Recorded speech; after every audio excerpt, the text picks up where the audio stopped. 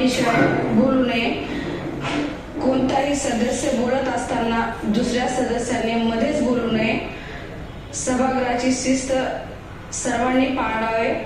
विनाकारण गोंधळ घालून स्वतःकडे सभागृहाचे लक्ष वेधित करू नये.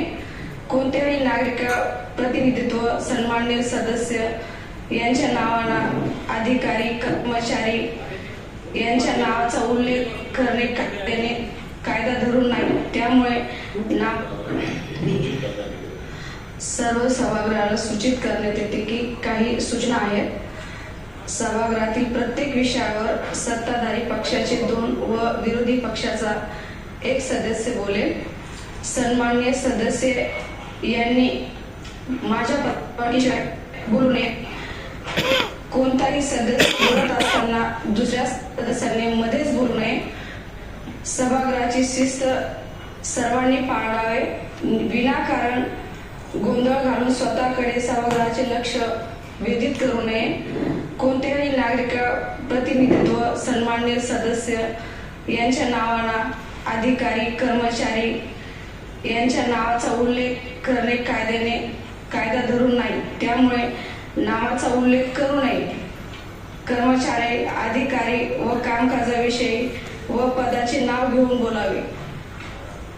कोणतेही म्हणले की सत्ताधारी पक्षाचे 2 जण बोलतील आणि विरोधी पक्षाचा 1 माणूस बोलेल. हे कुठल्या तुम्ही नीतीला धरून बोलताय? तुम्ही हे कशाच्या आधारे बोलता? तुम्ही संख्या धरून कसं होऊ शकतं? संख्या धरून कसं होऊ शकतं? संख्याबळ जास्त आहे.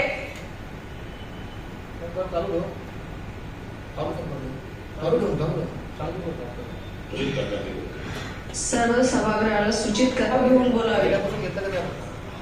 सभेला सुरुवात करावी. 1 मिनिट मॅडम, मला सांगा तुम्ही आता म्हणले की सत्ताधारी पक्षाचे 2 जण बोलतील आणि विरोधी पक्षाचा 1 माणूस बोलेल. हे कुठल्या तुम्ही नीतीला धरून बोलताय? तुम्ही हे कशाच्या आधारे बोलता? तुम्ही संख्या धरून कसं होऊ शकतं? हे बघा, एकदा संख्या म्हणतो प्रत्येक पदाची संख्या नाही. संख्याबळ जास्त आहे. चूक आहे. कुठल्या कायद्यात आहे निकष दाखवा.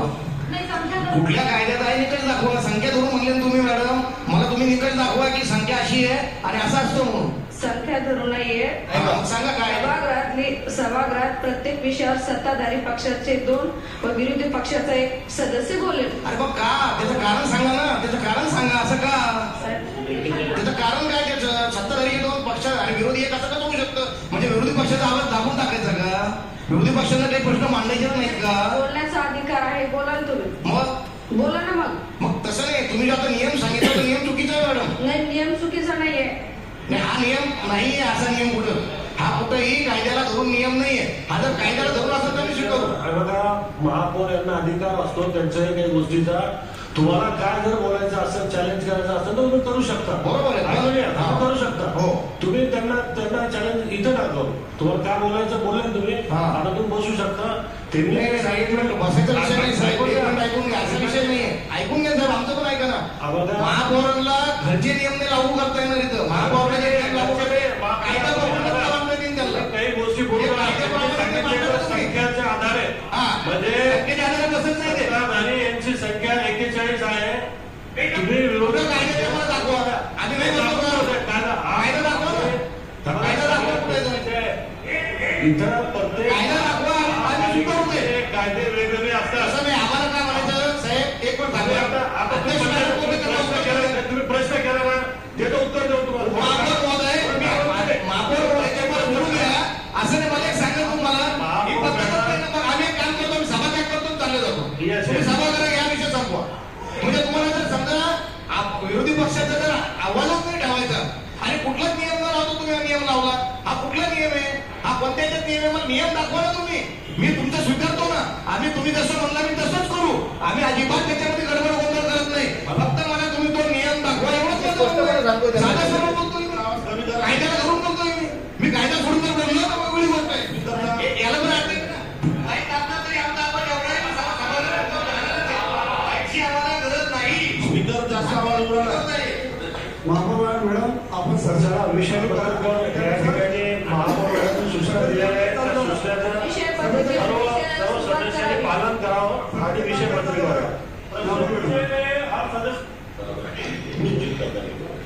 सर्व सभागृहात ही एवढी क्लिप आहे. तसंच असेल ना आता की या आधी त्यांनी कुठले नियम माहीत नसताना असे नियम पाठवले, याचा अर्थ त्यांना कायदे माहित नाही, स्पष्ट आहे. त्या सभेच्या ह्याच्यामध्ये यादीमध्ये प्रस्तावाच्या काही असे प्रस्ताव होते की जे शासनाला म्हणजे शासनाकडे कायदे तसे एसीचा आहे, एसी लावता येत नाही, त्यांनी ते मंजुरीसाठी प्रस्ताव ठेवलेले होते. बाजूला ठेवलेत ना. आणि मागच्या पण सर्वसाधारण सभांमध्ये एकदा तरी मी मागच्या एका सभेमध्ये बजेट मंजूर नसताना कामं ठेवले होते, ते पण मीच वापस ठेवले सगळे. यांना माझ्यावर राग तोच आहे. मी दरवेळेस यांना काय म्हणतो, कायद्याप्रमाणे वागा. मी आजपर्यंतच्या बऱ्याच 3 सभेचं इतिवृत्त ह्या सभेत फायनल झालं. ह्या सभेत आजपर्यंतच्या 3 सभा ज्या झाल्या त्याचं इतिवृत्त सुद्धा यांना फायनल नाही करता आलं आजपर्यंत. आणि यांना जालना शहराची महानगरपालिका चालवायची. शिवसेनेचा तुम्हाला पाठिंबा आहे का या गोष्टीला? हा? शिवसेनेचा पाठिंबा आहे तुम्हाला? कारण तुम्ही सभागृहात बोलताना म्हणलं की आम्ही सगळे विरोधक बाहेर जातो, याचा अर्थ काय? तुम्ही एकटेच अपक्ष आहात. मी माझा विरोधक आणि शब्द असा आहे की मी जातो, विरोधक मी जाणार. तर ज्या ज्या विरोधकांना असं वाटलं बाहेर येतं ते बाहेर येते. तुम्ही सगळे हा शब्द वापरता. ठीक आहे, शब्द तर येतो ना शेवटी. सगळे असं म्हणणार शब्द तर येतात ना सगळे. हे पहा आता, मी जेव्हा एकटी तिकटी घेऊन चाललो तर मी तर म्हणून सगळे या. माझं कामच आहे म्हणणं, यायचं की यायचं त्यांनी ठरवायचं. मांगरकर साहेब, मग चौघा नगरसेवकांना नोटीस आली होती, यामध्ये सभापती पण आहेत त्यांच्या. तर त्यांनी जे प्रश्न उपस्थित केले होते त्याची म्हणजे त्यांनी तर गंभीर प्रश्न उपस्थित केले. महानगरपालिका नशा होती, धूम्रपान होतं, रेव पार्टी त्यांचा उल्लेख होता. या सगळ्या प्रश्नांवर प्रशासनानं गंभीरता म्हणजे जी तुम्हाला नोटीस पाठवण्यात गंभीरता घेतली किंवा गांभीर्य दाखवलं, ते या प्रश्नावर ते घेतली का दखल त्यांनी प्रशासनानं महानगरपालिकेच्या? बघा, स्वच्छतेच्या बाबतीमध्ये ते प्रश्न भरपूर होते आणि कचऱ्याच्या बाबतीत 2 विषय होते. मी पण बऱ्याचदा ते विषयावर सगळं बोलतो, पण माझं असं मत आहे की महापालिका स्वच्छतेच्या बाबतीमध्ये अजिबात गंभीर नाही आपली महानगरपालिका. मी म्हणतो महानगरपालिका एवढी घाण आहे, हे शहर काय स्वच्छ करते हा प्रश्न. शहरातील अनेक अतिक्रमण काढलेले नाहीये. मागणी अतिक्रमण काढा, शहरातले अतिक्रमण काढा, शहरात अतिक्रमण काढा. जागोजागी ट्रॉफिक जाम होती, 2 ट्रॉफिक जाम होती, वाहतूक आलं तर आंबुलन्स आली तर जायला जागा नाही. तर अशा जालन्यातून मागणी की अतिक्रमण काढा म्हणून अजूनही आयुक्त लक्ष देत नाही. तुम्हाला काय वाटतंय? अतिक्रमण तर काढलेच पाहिजे ना. अतिक्रमण काढल्याशिवाय शहर स्वच्छ कसं होईल? अतिक्रमण काढलेच पाहिजे 100%. तर ज्या ठिकाणी अतिक्रमण काढतात त्या ठिकाणी पुन्हा दुसऱ्या दिवशी तेच अतिक्रमण बसतात. मग त्याच्यात गुन्हे दाखल, कायदेशीर गुन्हे दाखल करत नाही महापालिका. करायला पाहिजे ना, ते आता तर करायलाच पाहिजे. अपक्ष म्हणून तुमच्यावर दमदाटी होते, तुम्हाला कोंडी केली जाते. मग तुम्ही काहीतरी भविष्यात निर्णय घेणार आहे की नाही? कुणाची साथ करणार आहे की तुमच्या रांगा होऊ नये म्हणून काही असा? नाही, तो विशेष नाही आहे काही तसा. नाही, नाही. शेवटी हे बघा, अपक्ष जरी असलो तर ते जनतेच्या पाठिंब्यावर आलेलं आहे. मला त्या लोकांनी त्या याच्यावर मला जर पाठवलं असेल तर मी त्या पद्धतीनेच राहील. सभापतींनी रेव पार्टीचा उल्लेख केला. महानगरपालिकेमध्ये रेव पार्टी होता. तुमचं काय म्हणणं आहे याबद्दल? असं रेव पार्टी वगैरे याची काही होत नसती महापालिकेमध्ये. त्याच्यातून बोलताना एखादा शब्द चुकला असेल किंवा काय त्यांनी तर म्हणलं तर चुकीचं म्हणलं का मग?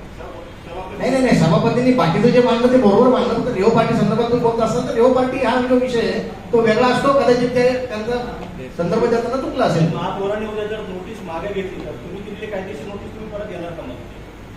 नाही, मुळामध्ये ते नोटीस कशा अर्थानंतर त्यांनी जर सांगितलं की माझ्याकडून चुकीनं नोटीस देण्यात आली तर मी 100% ती कारवाई वापस घेईल. पण त्यांनी कसं द्यायला पाहिजे त्याच्यामध्ये त्यांनी स्पष्ट सांगायला पाहिजे, हो कायद्यात बसत नाही आणि मी वापस घेईल. परत घेणार का नंतर? हो, तसं माझ्या त्याचा वैयक्तिक वाद काय त्याच्यामध्ये? वैयक्तिक वाद थोडीच येतं काय आपण. तुम्ही मगाशी म्हटले की त्यांनी नोटीस परत मागे घेतली, त्यात काय संदर्भ दिला? त्याच्यामध्ये संदर्भ दिला की माझ्याशी चर्चा झाली आणि माझे आक्षेपार्ह शब्द मिनिट्स मधून वगळण्यात येतील. आता आक्षेपार्ह शब्दच नाही तर वगळणार काय? आणि माझ्याशी चर्चा झालेली नाही.